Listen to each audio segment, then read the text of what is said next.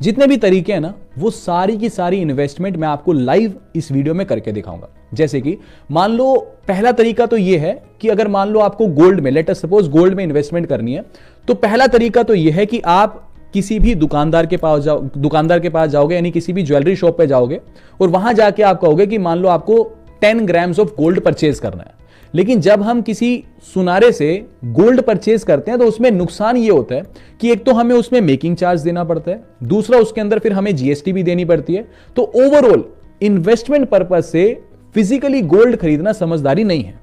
दूसरा ऑप्शन ये आ जाता है कि आप डिजिटल गोल्ड खरीद लो। बहुत से लोग गलती भी करते हैं, पेटीएम पे जाएंगे, गूगल पे जाएंगे, वहां गोल्ड का ऑप्शन आएगा, ना रेट देखेंगे, बेचते टाइम उनके सेलिंग कमीशंस होते हैं वो भी कट जाते हैं। तो वो भी मैं आपको करके दिखाऊंगा ताकि आप कोई गलती मत करो लाइफ में, अच्छे से आप सीख सको कि क्या बेस्ट वे है गोल्ड में इन्वेस्ट करने का। तो दूसरा तरीका हो गया हमें कि हम डिजिटल गोल्ड से इन्वेस्टमेंट कर सकते हैं।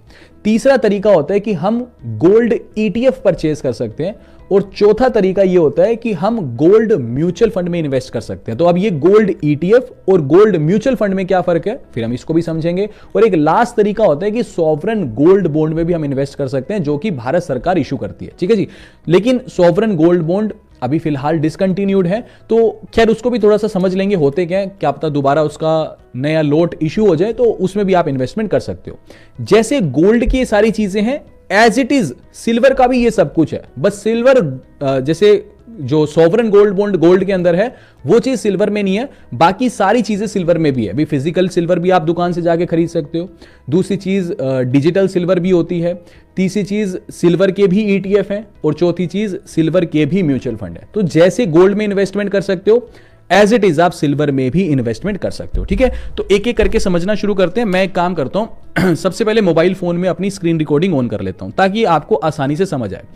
सबसे पहले देखते हैं, फिजिकल गोल्ड पे बाद में आएंगे। सबसे पहले हम देखते हैं कि हम डिजिटल गोल्ड कैसे खरीद सकते हैं। तो डिजिटल गोल्ड खरीदने के लिए आप पेटीएम, गूगल पे कुछ भी खोल सकते हो। जैसे मान लो मैं ये पेटीएम ओपन कर रहा हूं, ठीक है जी, ये पेटीएम मैंने ओपन कर लिया। ऊपर सर्च का ऑप्शन आएगा, यहां पे मैं मान लो लिखता हूं गोल्ड, तो पेटीएम गोल्ड का ये पहला ऑप्शन आ रहा है। इसी को ही हम डिजिटल गोल्ड बोलते हैं। फिलहाल मेरे पास जैसे यहां मेरा नाम लिखा है, hi Ankit, your gold in locker is 0.0000 gram. मेरे पास अभी इनका कोई भी गोल्ड नहीं खरीदा हुआ, कोई दिक्कत नहीं है। तो मैं यहां पे बोलता हूं बाय मोर गोल्ड, नीचे ऑप्शन आ रहा है, इस पे क्लिक करता हूं।